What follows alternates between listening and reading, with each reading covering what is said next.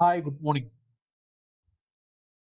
നമ്മുടെ ഈ ഓൺലൈൻ പഠന രീതി വന്നതോടെ സയൻസ് വിഷയങ്ങൾ പഠിപ്പിക്കുന്നവർക്കെങ്കിലും ബ്ലാക്ക് ബോർഡ് ഉപയോഗിക്കാത്തത് കൊണ്ടുള്ള ബുദ്ധിമുട്ട് ക്ലാസ് എടുക്കുമ്പോൾ സാധാരണഗതിയിൽ ഉണ്ടാവാറുണ്ട്. ചില വിഷയങ്ങൾ ബ്ലാക്ക് ബോർഡ് ഉപയോഗിച്ച് മാത്രമേ നമുക്ക് പഠിപ്പിച്ച് മുമ്പോട്ട് പോകാൻ കഴിയുകയുമുള്ളൂ. ഈ ഒരു അവസരത്തിൽ ഇപ്പോഴത്തെ ഈ മാറിയ സാഹചര്യത്തിൽ നമുക്ക് എങ്ങനെ നമ്മുടെ കമ്പ്യൂട്ടർ സ്ക്രീനിനെ ഒരു ബ്ലാക്ക് ബോർഡായി ഉപയോഗിക്കാം എന്നുള്ളതാണ് ഈ വീഡിയോയിൽ ഇന്ന് പറയാൻ ഉദ്ദേശിക്കുന്നത്. അതിന് നമുക്ക് ഒരു പെൻ ടാബ്ലറ്റ് എന്ന ഉപകരണം വേണം. ആ പെൻ ടാബ്ലറ്റ് ഒരു മൊബൈൽ ഫോണ്, വലിയൊരു മൊബൈൽ ഫോൺ പോലെ, ഒരു പെൻ ടാബ് പോലെ ആണ് വിപണിയിൽ ലഭ്യമാവുക. അത്തരത്തിൽ ഒരു പെൻ ടാബ്ലറ്റ് ഞാനൊന്ന് പരിചയപ്പെടുത്താം. വാക്കോം കമ്പനിയുടെ പെൻ ടാബ്ലറ്റ്. അത് ആമസോണിലൊക്കെ ലഭ്യമാണ്. നമ്മളത് വാങ്ങിയതിന് ശേഷം ഇതിന്റെ ഡ്രൈവർ, ഈ പെൻ ടാബ്ലറ്റിന്റെ ഡ്രൈവർ നമ്മുടെ കമ്പ്യൂട്ടറിൽ ഇൻസ്റ്റാൾ ചെയ്യുക. അതിന് ഡ്രൈവേഴ്സ്, വാക്കോം ടാബ്ലറ്റ് സോഫ്റ്റ്വെയർ എന്ന് സെർച്ച് ചെയ്ത് കഴിഞ്ഞാൽ ആദ്യം ഒരു പേജ് ഡ്രൈവേഴ്സ് വാക്കോം എന്ന് കിട്ടും. അത് ക്ലിക്ക് ചെയ്യുക. അത് ക്ലിക്ക് ചെയ്ത് കഴിയുമ്പോൾ ഇവിടെ ഏത് മോഡൽ വാക്കോം പെൻ ടാബ്ലറ്റ് ആണോ നമ്മൾ വാങ്ങിയത് അതിന്റെ മോഡൽ നമ്പർ ഇവിടെ അടിച്ചു കൊടുക്കുക. ഞാൻ വാങ്ങിയത് CL472 എന്ന മോഡലാണ്. CLT472. അപ്പോൾ ആ മോഡല്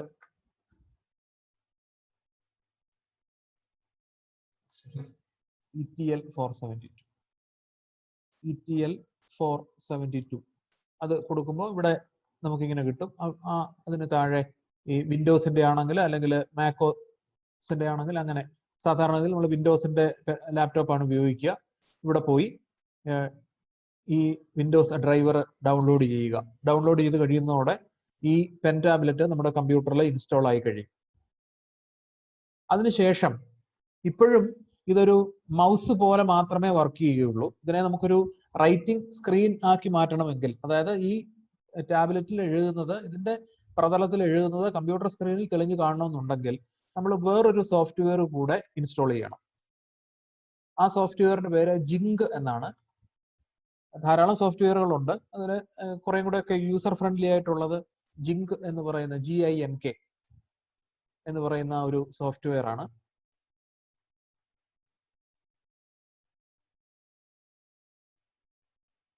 ജിങ്ക് റൈറ്റിംഗ് സോഫ്റ്റ്വെയർ.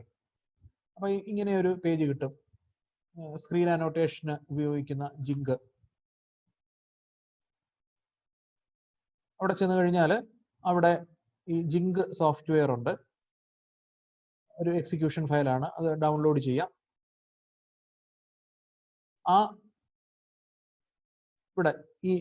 ഇവിടുന്ന് അത് ഡൗൺലോഡ് ചെയ്തെടുക്കാവുന്നതാണ്. അങ്ങനെ ഡൗൺലോഡ് ചെയ്ത് കഴിഞ്ഞ് അത് ഡബിൾ ക്ലിക്ക് ചെയ്ത് കഴിയുമ്പോൾ അത് ഇൻസ്റ്റാൾ ആവും. അത് ഇൻസ്റ്റാൾ ആയി കഴിയുമ്പോൾ നമ്മുടെ ഡെസ്ക്ടോപ്പ് ഐക്കൺ ആയിട്ട് ഇങ്ങനെ ഒരു ഐക്കൺ വരും, ജിങ്ക് ഷോർട്ട് കട്ട് എന്ന് പറഞ്ഞു. ഇനി ഇപ്പൊ നമ്മുടെ കമ്പ്യൂട്ടർ നമ്മുടെ ഒരു ബ്ലാക്ക് ബോർഡ് പോലെ ഉപയോഗിക്കാൻ റെഡി ആയി കഴിഞ്ഞു. ഇനി നമ്മൾ ഏത് സോഫ്റ്റ്വെയർ ഉപയോഗിച്ചാണോ, അല്ലെങ്കിൽ ഏത് പ്ലാറ്റ്ഫോം ഉപയോഗിച്ചാണോ ക്ലാസ് എടുക്കുന്നത്, അത് സൂം ആകാം, അല്ലെങ്കിൽ ഗൂഗിൾ മീറ്റ് ആകാം, എന്തുമാകാം, അവിടെ ഒക്കെ ഷെയർ സ്ക്രീൻ എന്ന് പറഞ്ഞ ഓപ്ഷൻ ഉണ്ട്. ഷെയർ സ്ക്രീൻ ക്ലിക്ക് ചെയ്യുന്നതോടുകൂടെ നമ്മുടെ സ്ക്രീനിൽ എന്താണോ ഉള്ളത് അത് കുട്ടികൾക്ക് കാണാൻ കഴിയും. അങ്ങനെയാണ് നമ്മൾ ക്ലാസ് എടുക്കുക. അപ്പൊ അങ്ങനെ നമ്മളൊരു പേജ് ഓപ്പൺ ചെയ്ത് കഴിഞ്ഞതിന് ശേഷം നമ്മളിങ്ങനെ ഒരു പേജ് ഓപ്പൺ ചെയ്തിട്ടു. ഇങ്ങനെ ഒരു പേജ് ഓപ്പൺ ചെയ്തിട്ടു നമ്മളിവിടെ ക്ലാസ് തുടങ്ങാൻ പോകുന്നു. നമ്മൾ അടുത്ത പേജിലേക്ക് പോയി ഇവിടെ നമുക്ക് എന്തെങ്കിലും കുട്ടികളെ എഴുതി കാണിക്കണം എന്നുണ്ടെങ്കിൽ നമ്മൾ ഈ നേരത്തെ കണ്ട ജിങ്ക് എന്ന് പറയുന്ന ഈ ഷോർട്ട് കട്ട് ഡബിൾ ക്ലിക്ക് ചെയ്ത് ആക്ടിവേറ്റ് ചെയ്യുക. അങ്ങനെ ആക്ടിവേറ്റ് ചെയ്യുന്നതോടുകൂടി ഒരു ചെറിയ G ഇവിടെ ഈ താഴത്തെ പാനലിൽ വരും. ഇവിടെ ധാരാളം ഓപ്ഷൻസ് ഉണ്ട്. അത് റൈറ്റ് ക്ലിക്ക് ചെയ്താൽ അവിടെ ഓപ്ഷൻസ് എന്നുള്ള ഒരു വിൻഡോ തെളിഞ്ഞു വരും. അവിടെ പെന്നുകൾ നമുക്ക് പല കളറുള്ള പെന്നുകൾ ചൂസ് ചെയ്യാം. അത് ആ പെന്നിന്റെ കളറുകൾക്ക് അനുസരിച്ച് നമ്മുടെ കീബോർഡിലെ 0, 1, 2, 3 പ്രസ് ചെയ്താൽ ഈ കളറുള്ള പെന്നുകൾ നമുക്ക് കിട്ടും. പിന്നെ നമ്മൾ എഴുതുന്നതൊക്കെ ഈ കളറിലുള്ളതായിരിക്കും. പിന്നെ ഹോട്ട് കീസ് എന്ന് പറഞ്ഞൊരു ഓപ്ഷൻ ഉണ്ട്. അവിടെ ഈ ആദ്യത്തെ ഒരു ഹോട്ട് കീ നമുക്ക് ആവശ്യമായി വരും. അത് നമ്മൾ ഉപയോഗിക്കുന്നത് ഈ മൗസ് പോയിന്ററിനും ഡ്രോയിങ്ങും ഉള്ള ഇന്റർഫേസ് അങ്ങോട്ടും ഇങ്ങോട്ടും ഷിഫ്റ്റ് ചെയ്യാൻ വേണ്ടിയിട്ടാണ്. ഇപ്പോൾ ഇതുവരെയും നമ്മുടെ ഈ പെൻ ടാബ്ലറ്റ് നമ്മുടെ ലാപ്ടോപ്പിലെ മൗസ് സ്പേസ് പോലെ മാത്രമേ വർക്ക് ചെയ്യുകയുള്ളൂ.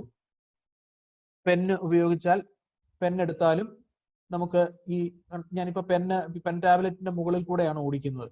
അതിന്റെ ഒരു ഇഞ്ച് മുകളിൽ കൂടി ഓടിക്കുമ്പോൾ മൗസ് പോലെ മാത്രമേ വർക്ക് ചെയ്യുന്നുള്ളൂ, മൗസ് പോയിന്റ് മാത്രമേ നീങ്ങുന്നുള്ളൂ. ഇപ്പൊ നമുക്ക് ഇതിനകത്ത് എഴുതാനായിട്ട് സാധിക്കില്ല.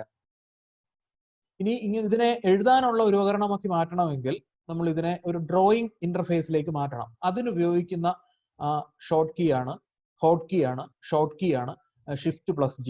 ഞാനിനി Shift+G പ്രസ് ചെയ്യുന്നതോടുകൂടെ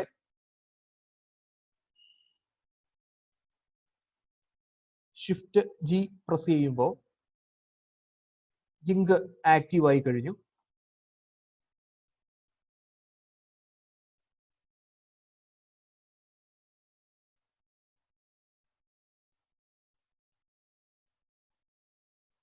ആക്റ്റീവ് ആകുന്നത് കാണിക്കാം. നമ്മൾ ജിങ്ക് എന്ന് പറയുന്ന ഷോർട്ട് കട്ട് ഡബിൾ ക്ലിക്ക് ചെയ്ത് ജിങ്ക് ആക്ടിവേറ്റ് ചെയ്തു. അങ്ങനെ ആക്ടിവേറ്റ് ചെയ്തത് ഇവിടെ കാണാൻ കഴിയും. ഇവിടെ ഇത് എൻ്റെ ലാപ്ടോപ്പിന്റെ കാര്യമാണ്. ഞാൻ ഇങ്ങനെ ഈ കീ ഇവിടെ ലെഫ്റ്റ് ക്ലിക്ക് ചെയ്യുമ്പോൾ ജി എന്ന് പറഞ്ഞൊരു ഓപ്ഷൻ കാണാം. അതിന്റെ അർത്ഥം നമ്മുടെ ലാപ്ടോപ്പിൽ ഇപ്പോൾ ജിങ്ക് ആക്ടിവേറ്റഡ് ആയി കഴിഞ്ഞു.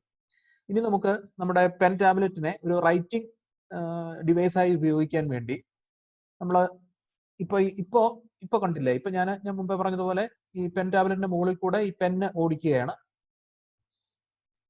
നമ്മൾ നേരത്തെ ഡ്രൈവർ ഇൻസ്റ്റാൾ ചെയ്തതോടുകൂടെ ഈ പെൻ ടാബ്ലറ്റും പെന്നും ഒക്കെ ഈ കമ്പ്യൂട്ടറുമായിട്ട് കമ്പാറ്റബിൾ ആയി കഴിഞ്ഞു.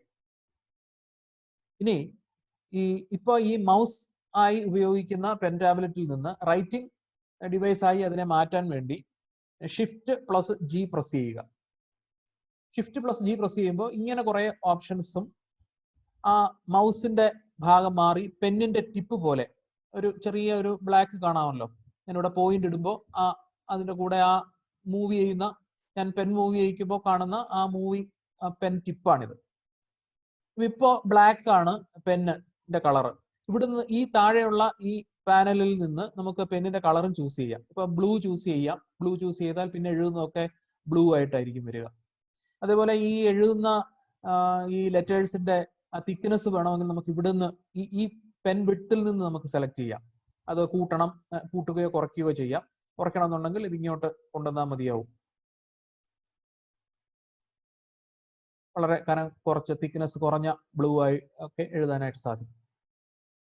ഇതിനി നമുക്കിതൊരു ഒരു ക്ലാസ് എടുക്കുമ്പോൾ നമ്മൾ എന്തെങ്കിലും ഒരു പവർ പോയിന്റോ എന്തെങ്കിലും കാണിച്ചുകൊണ്ടിരിക്കുന്നതിനിടയ്ക്കാണ് നമുക്ക് ഈ എഴുത്ത് വേണ്ടതെങ്കിൽ, ഇപ്പോ ശ്രദ്ധിക്കുക, നമ്മളിങ്ങനെ Shift+G അടിച്ച് കഴിഞ്ഞ് Shift+G എന്ന് പറയുന്ന ഹോട്ട് കീ അടിച്ച് ക്ലിക്ക് ചെയ്തിട്ട് നമ്മൾ ജിങ്ക് ആക്ടിവേറ്റ് ആയി കഴിഞ്ഞാൽ ഇപ്പൊ ഇത് റൈറ്റിംഗ് ഡിവൈസ് ആയിട്ടാണ് വർക്ക് ചെയ്യുക. ഇനി നമുക്കിതിനെ മൗസ് ഡിവൈസ് ആക്കി മാറ്റണമെങ്കിൽ, മൗസ് അതായത് കമ്പ്യൂട്ടർ ഇന്റർഫേസിലേക്ക് മാറണമെങ്കിൽ പിന്നെയും Shift+G പ്രസ് ചെയ്ത് അതിനെ മൗസ് പോയിന്റർ ആക്കി മാറ്റുക. ഈ പെന്നും മൗസ് പോയിന്ററും തമ്മിലുള്ള ഇന്റർഫേസ് ആണ് Shift+G എന്ന് വേണമെങ്കിൽ ബ്രീഫായി പറയാം.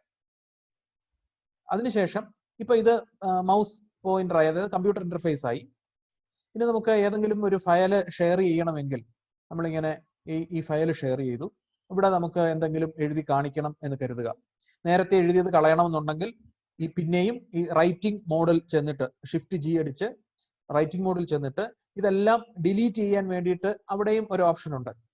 അതിനൊക്കെ ഞാൻ മുമ്പ് പറഞ്ഞതുപോലെ നമ്മൾ ഈ ജിങ്കിന്റെ ഓപ്ഷൻസ് എടുത്ത് ആ ഓപ്ഷൻസിൽ ഹോട്ട് കീ നോക്കി എല്ലാം ക്ലിയർ ചെയ്യണമെന്നുണ്ടെങ്കിൽ എനിക്ക് തോന്നുന്നു നമുക്ക് ഏറ്റവും അത്യാവശ്യമായിട്ട് ഈ രണ്ട് ഹോട്ട് കീകളെ അത്യാവശ്യം വരികയുള്ളൂ. ഒന്ന് നമ്മുടെ കമ്പ്യൂട്ടറും ഈ റൈറ്റിംഗ് ഡിവൈസും അങ്ങോട്ടും ഇങ്ങോട്ടും ഇന്റർചേഞ്ച് ചെയ്യാൻ, പിന്നെ മറ്റൊന്ന് എഴുതിയതെല്ലാം അങ്ങ് ഡിലീറ്റ് ചെയ്ത് കളയാൻ, ക്ലിയർ ചെയ്ത് കളയാൻ.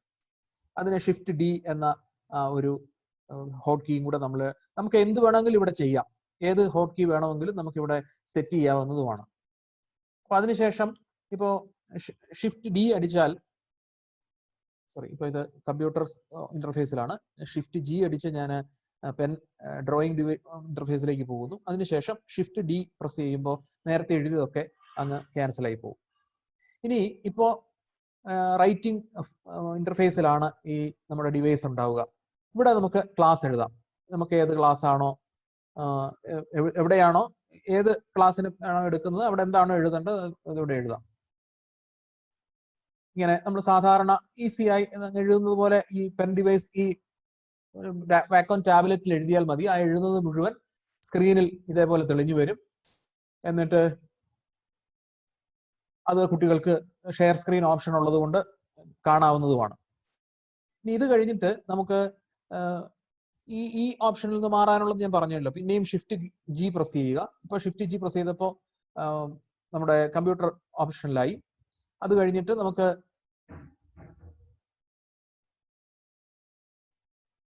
നമ്മുടെ പഴയ ഇപ്പോ നമ്മുടെ കമ്പ്യൂട്ടറിന്റെ മോഡിലായി. നമുക്കിനി ഫസ്റ്റ് പേജിലേക്ക് പോകണമെന്നുണ്ടെങ്കിൽ